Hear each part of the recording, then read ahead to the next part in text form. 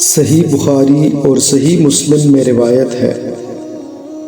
کہ رسول اکرم صلی اللہ علیہ وآلہ وسلم نے فرمایا، کوئی شخص تکلیف یا مصیبتوں سے گھبرا کر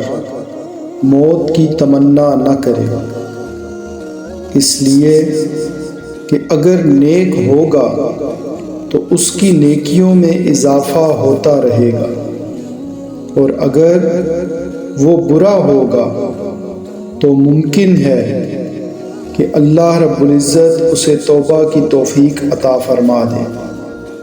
لہٰذا جب زندگی اجیرن ہو جائے تو یہ دعا مانگے، اللہم احیینی ما کانت الحیاۃ خیرا لی وتوفنی اذا کانت الوفاۃ خیرا لی۔ اے اللہ، جب تک میرے لیے زندگی بہتر ہے مجھے زندہ رکھ، اور جب میرے لیے موت بہتر ہو تو مجھے موت عطا فرما۔